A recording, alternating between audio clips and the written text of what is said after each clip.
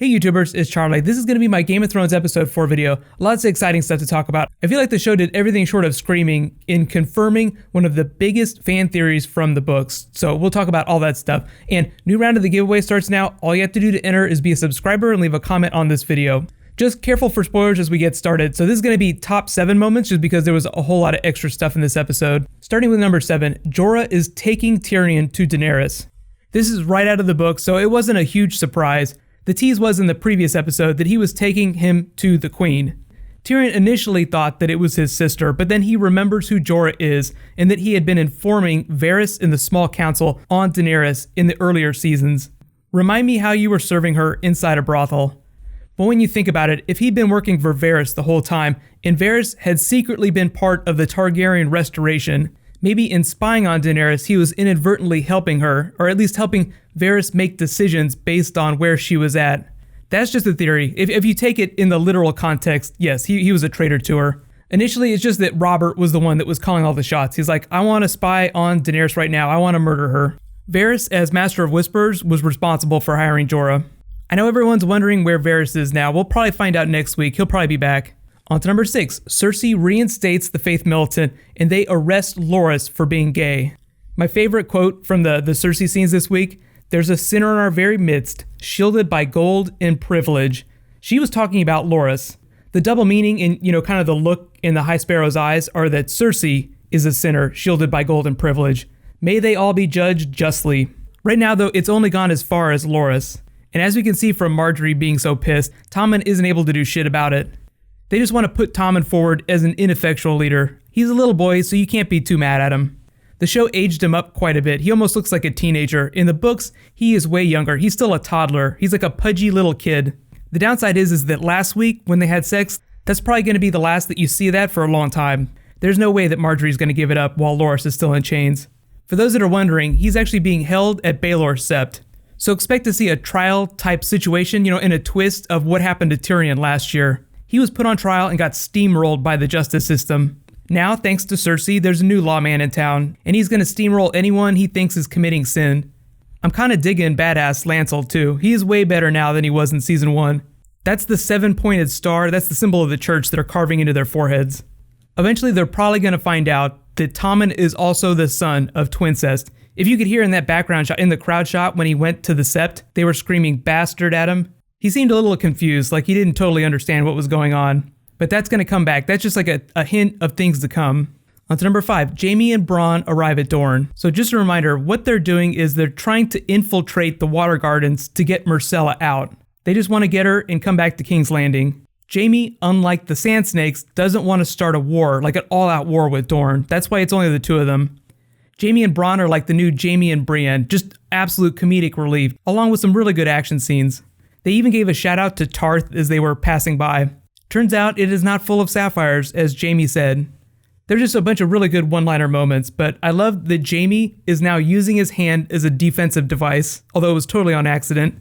And he wants to die in the arms of the woman he loves. Yes, I do think he's talking about Brienne, even if he's not willing to admit it out loud.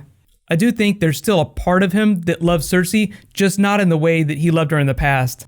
I think he feels more of an obligation to Cersei because she's family, because she's the mother of his children, and he's gone into like full-on dad mode. It has to be me. I have to be the one that rescues her. So in addition to waiting for like an all-out Jaime and Brienne love scene, now we need to wait for a scene when Jaime openly tells one of his children, "I am your father." On to number 4, meet the Sand Snakes. This is teeing up the Arryn Martell plot from the books, starting a war with King's Landing. Whether or not they're successful remains to be seen, because Doran Martell, as they said, wants to keep the peace. He has his own plan though. Just because they say he wants peace doesn't mean that he isn't going to do anything about Oberyn's death. For now though, we just have to wait for a potential meeting between Jaime and Bronn and the Sand Snakes. I'll add a link in the description for the Sand Snakes video I just did. It just explains some of the differences between the show and the books. This episode was really just the first introduction to them, so it's going to be a few more episodes before we see what their characters are like on the show. On to number 3, Melisandre tries to make a shadow baby with Jon Snow. There is great power in you. You resist it. That's your mistake. Power to make life. Power to create shadows. Don't you just wonder how powerful a Jon Snow shadow baby would be? There really is no benchmark for stuff like that. You have to assume that the more powerful the blood, the more powerful whatever Melisandre conjures up ends up being. I guess it depends on how powerful you think Jon Snow's blood is versus Stannis. That's an argument that'll have to wait till after like the final season. For right now, the show is positioning both Stannis and Jon Snow as heroes. That was what that whole Shireen scene with Stannis was about, showing that he's a very caring person in his own cold way. But all of this Melisandre making sex eyes at Jon Snow is starting to make a little more sense given the context of some of the other scenes that have to do with his parentage. On to number 2. The show officially starts pushing R+L=J. Some of you probably expected this to come at a certain point. Some of you might have pooped your pants. Some probably still don't believe it. Just taking the show at its word, assuming Littlefinger was not lying and Sir Barristan Selmy is not lying, and I definitely don't think he was lying, they're trying to position Rhaegar Targaryen as a nice person who was in love with Lyanna Stark. How many tens of thousands had to die because he chose your aunt? The crown of roses, blue as frost, also ties in with a really big prophecy from the show. Rhaegar Targaryen was obsessive about the prophecy, the prince who was promised. That's why everyone thinks that that is Jon Snow. He's like the secret prince that was promised. It's just that the prophecy describes a blue rose growing in a wall of ice. So you have Jon Snow, the blue rose that was born of Lyanna Stark, up at a wall of ice, as in the wall, literally. Dan and Dave aren't really big on doing prophecies on the TV show. They did kind of do Maggie the Frog, which is a prophecy, but I don't think that they're going to get too crazy with that stuff in the future. Hopefully we'll just start to see more clues, like more characters start to point evidence at the R+L=J theory. As for right now, the best evidence is what Sir Barristan Selmy said and what Littlefinger said. But the tourney at Harrenhal is a really famous event. Rhaegar Targaryen, really great jouster, won the tournament, crowned Lyanna Stark instead of his wife, Elia Martell, Doran and Oberyn's sister, causing everyone to lose their shit, including Robert Baratheon, who Lyanna Stark was promised to.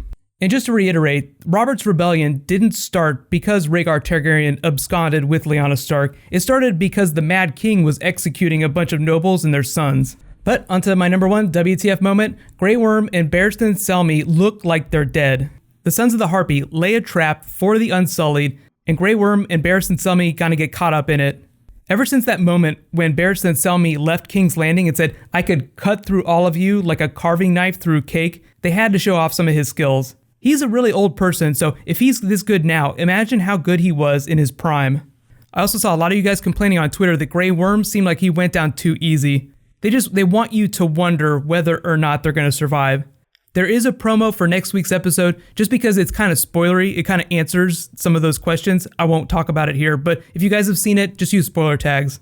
Here's my big question for you guys. What was your favorite moment from the episode? And do you feel like, based on the evidence presented in this episode, R+L=J?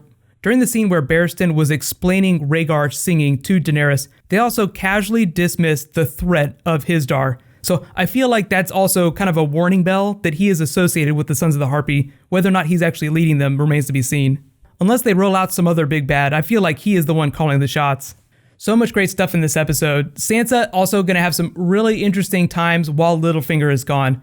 I'll be a married woman by the time you get back. The big question with her storyline is, what is she going to do to try and outmaneuver Roose Bolton and Ramsay Bolton? If you're a little confused about Littlefinger's grand scheme here, in the last episode, he was talking to Roose Bolton about forming an alliance against King's Landing, but now, in the crypts, he was talking to Sansa about forming an alliance with Stannis, who was going to try and get rid of Roose Bolton. Add to that Cersei is calling him to King's Landing, so Cersei still thinks of him as an ally. So right now, Littlefinger has like a giant list of opponents that he's all trying to form alliances with at the same time. Because the show's trying to present Stannis as a hero, I feel like he's the one that you would want to back. The good guys don't always win on Game of Thrones, so it remains to be seen. You can let me know, which group do you think is going to walk away from that big fight? Do you think that Roose Bolton is going to be left standing, or do you think that Stannis is going to steamroll him? King's Landing has its own internal problems. It's not going anywhere anytime soon. Nobody's marching on King's Landing before the end of the season. Just a quick reminder on the giveaway. I'm going to announce the winner of that during the Q&A tomorrow, so just look out for that. In the meantime, you can click here to learn all about the Sand Snakes, and you can click here for last week's episode. Thank you so much for watching, everybody. Let's high five. I'll see you guys tomorrow.